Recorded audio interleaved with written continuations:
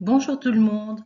La deuxième vidéo de ce troisième trimestre sera consacrée à l'économie de la Belle Époque. Donc, la Belle Époque, toujours la fin du 19e, début 20e, jusqu'à la Première Guerre mondiale. Au niveau économique,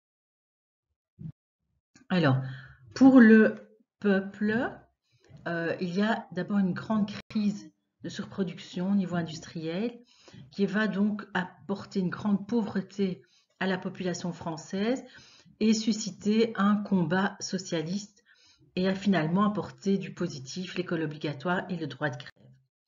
Donc le monde rural, ouvrier ou artisan est extrêmement pauvre. Et en Belgique, je le rappelle, il y a la création du Parti ouvrier belge. Pour ce qui est de la bourgeoisie, elle organise des expositions universelles.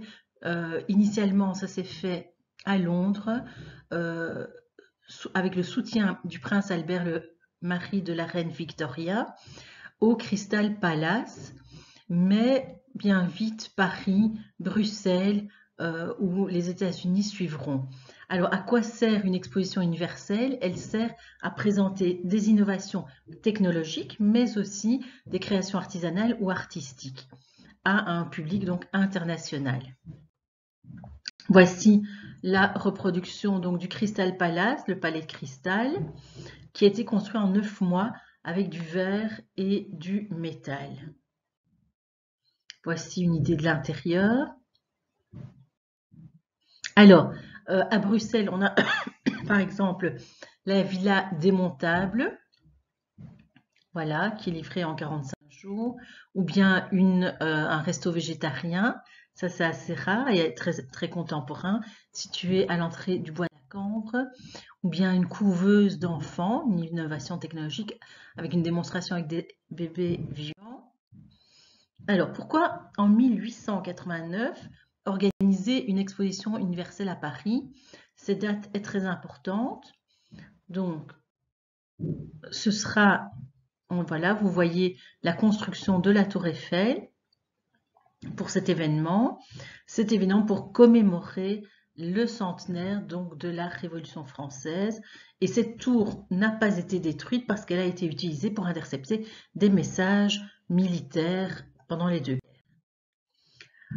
Donc on a dit, on promeut des créations artisanales, artistiques, des innovations technologiques comme l'électricité. Ça a été vraiment la fée lumière à Paris, promouvoir la ville qui accueille, parce que ça attire beaucoup de touristes, ou promouvoir aussi une idée. Ici, vous le voyez, sur cette affiche, nous avons le cinquantenaire que vous voyez là, et un Africain devant. C'était pour promouvoir l'idée de la colonisation par Léopold II. Donc, la richesse provient de l'industrialisation, de l'entrepreneuriat. Le Sion-Saint-Premeuse est extrêmement riche. C'est la région la plus industrialisée après l'Angleterre. On a par exemple aussi des industriels comme Solvay qui met au point la soude. On exploite la houille. Donc, l'industrialisation. D'autre part, la matière première vient et la richesse vient du Congo avec le caoutchouc. Et nous avons tout un système bancaire. Donc la bourgeoisie industrielle est extrêmement favorisée en cette fin de 19e siècle.